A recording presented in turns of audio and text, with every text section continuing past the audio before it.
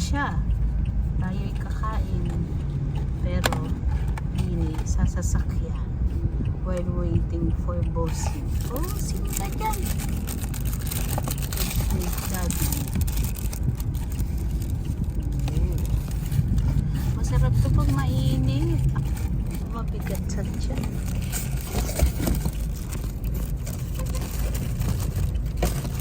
Let's do it. Kasi one hand.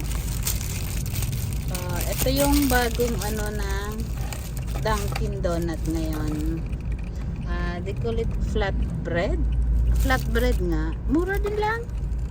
Oh, with egg. Breakfast po ito kasi.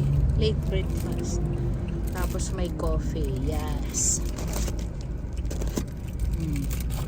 Ay, okay. Good. Wala, napunta na dun oh. Sorry naman.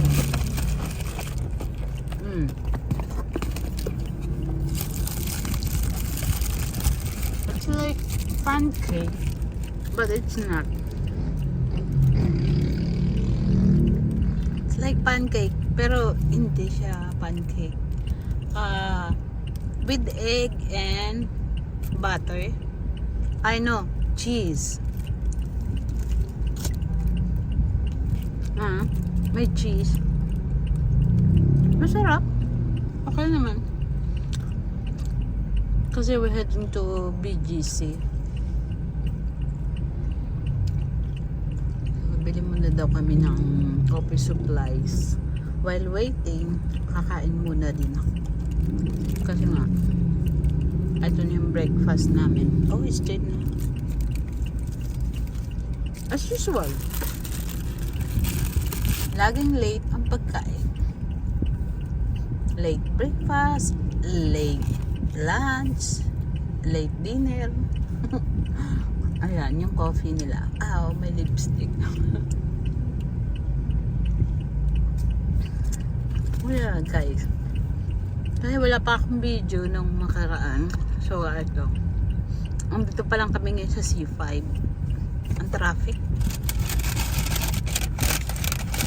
And then, I bought another donut, which is as in donut, not bread. For later to kasi, habang waiting ako sa aking bossing. Oh, bossing! Ayan. Yan ang magiging lunch natin mamaya. Or late lunch, merienda. Oh. Ayan. So, I bought 2 peraso. Diyos ko, grabe na ngayon, ano? Imagine, this donut, sabi nga ng asawa ko, before ang donut is 8 pesos, 10 pesos. Parang, I remember 10 pesos yung madalas ko bumili ng ganito, Dunkin Donut. And then, nag 12 pesos. Ngayon, you know how much is, per piece ng donut? Is 40 pesos per piraso.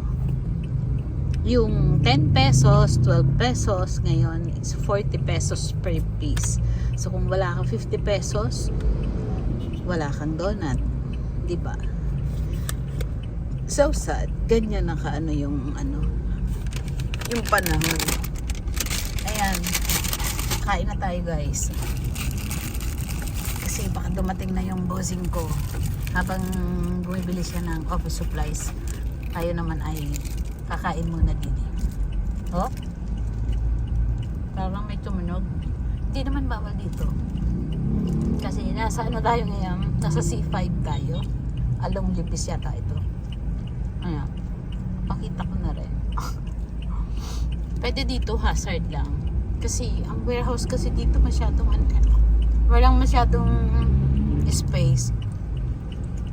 Dahil nga along the road.